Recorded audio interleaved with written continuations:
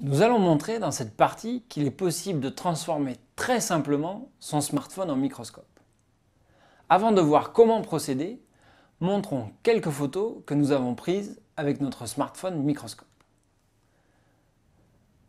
Vous pouvez voir par exemple en haut à gauche l'image de la France sur une pièce de 20 centimes qui a été agrandie.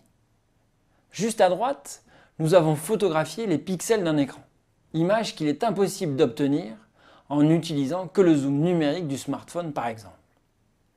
En haut à droite, nous avons photographié un grain de sel de table. Vous pouvez noter sa forme très particulière, en carré. Nous avons aussi pu voir les lentilles de l'œil d'un bourdon, en bas à gauche. Et enfin, nous montrerons dans la suite qu'il est possible de voir et mesurer la taille des cellules. L'intérêt principal est que nous pouvons non seulement voir en plus grand, mais aussi mesurer. Votre smartphone devient alors un véritable appareil de mesure scientifique. Voyons tout de suite comment transformer votre smartphone en microscope. Pour cela, nous avons utilisé tout simplement une goutte d'eau qui va nous servir de super loupe. Nous avons vu en semaine 2, à propos du liquide vaisselle, que lorsqu'une goutte était posée sur un support, elle adoptait une forme de calotte sphérique, c'est-à-dire un bout de sphère, à cause de l'énergie de surface que l'on appelle la tension de surface. Les gouttes d'eau constituent alors des lentilles convergentes. On peut déterminer leur distance focale, f', en mesurant le rayon de courbure associé à la sphère, qui est noté RC. La distance focale est alors donnée par 1 sur f' égale n-1 sur RC, où n est l'indice de réfraction du liquide. Dans notre cas, nous avons utilisé une goutte d'eau, tout simplement, que nous avons déposée sur la vitre de l'appareil photo. Comme la quantité que nous allons déposer est très petite, il n'y a aucun risque pour votre téléphone. Dans la formule, l'indice de réfraction est donc égal à 1,33, l'indice de l'eau. En général, les gouttes d'eau mouillent peu les vitres de smartphone, qui sont traitées pour ça ou un peu sales. Les gouttes d'eau forment alors une sorte de demi-boule, comme ici. Avec cette formule, on comprend que plus RC est petit, plus la distance focale f' sera courte. Pour l'eau par exemple, si RC vaut 1 mm, alors f'O vaut 3 mm, ce qui est comparable à la distance focale de la lentille smartphone que nous avons caractérisée précédemment. Regardons en vidéo la forme des gouttes sur le smartphone. En utilisant une pipette ou des dosettes de gouttes pour les yeux par exemple, on peut alors déposer une petite goutte sur l'appareil photo du smartphone. La goutte adopte bien une forme de demi-boule dans ce cas. Nous avons donc déposé une goutte au niveau de l'appareil photo de notre smartphone, comme ceci. Pour comprendre l'effet de la goutte d'eau, revenons à un schéma optique du système. Nous avons indiqué à droite le capteur CCD de l'appareil photo. Il y a devant la lentille du smartphone. Ensuite, nous avons déposé une goutte d'eau. La goutte d'eau est décalée légèrement d'une épaisseur E par rapport à la position de la lentille du smartphone. L'ensemble goutte plus lentille smartphone est alors assimilable à une lentille équivalente.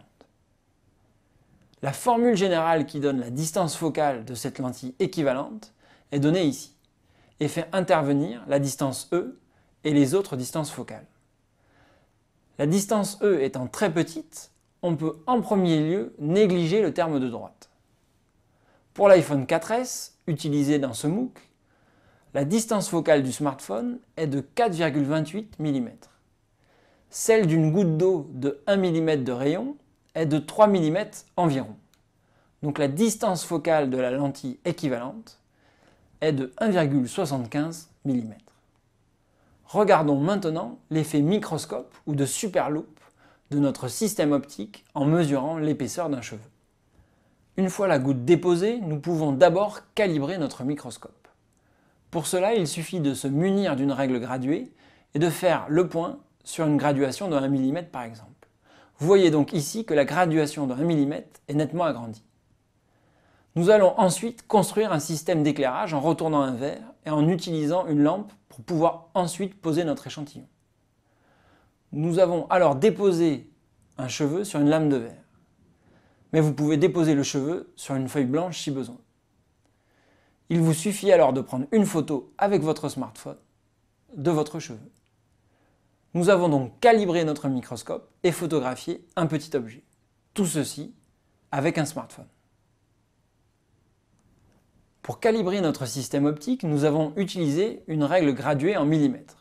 Avec notre microscope, nous obtenons une image sur l'écran de smartphone où la graduation de 1 mm représente maintenant 4,5 cm. Pour mesurer l'épaisseur d'un cheveu, il suffit alors de mesurer la taille du cheveu sur l'écran de smartphone. Nous avons obtenu 3 mm. Donc un cheveu a une épaisseur de 3 mm sur 4,5 cm fois 1 mm, ce qui nous donne 67 micromètres pour ce cheveu. Une question importante est de connaître la taille de l'objet le plus petit visible et mesurable avec ce système optique. On s'intéresse donc maintenant à la question de la résolution.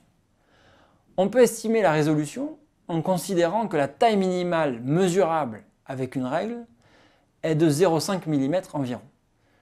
Donc la taille minimale mesurable pour l'objet est de 10 microns environ. Ceci est intéressant car c'est typiquement la taille d'une cellule. Donc cette transformation si simple de smartphone en microscope peut permettre d'observer des cellules, ce qui sera testé dans la prochaine vidéo. Il est également possible de faire des microscopes plus évolués et avec un plus fort grossissement, en utilisant par exemple 2 gouttes d'eau, comme dans cette configuration.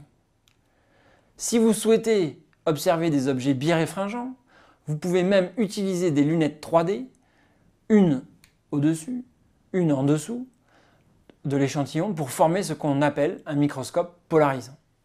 Nous avons donc construit un microscope avec une simple goutte d'eau. Pour tous ceux qui ne souhaitent pas utiliser de l'eau, il existe des petites lentilles dans le commerce qui peuvent servir de lentilles pour ce montage. Il est également possible de réaliser des lentilles en caoutchouc à base de PDMS, comme il a été publié dans la littérature et que nous avons préparé comme vous le voyez ici. Actuellement, il faut savoir que des projets de recherche développent même des analyses médicales à partir d'une détection sur des cellules grâce à un smartphone, ce qui pourrait permettre d'effectuer des analyses médicales n'importe où. Nous montrons dans la suite comment observer des cellules chez vous avec votre smartphone microscope.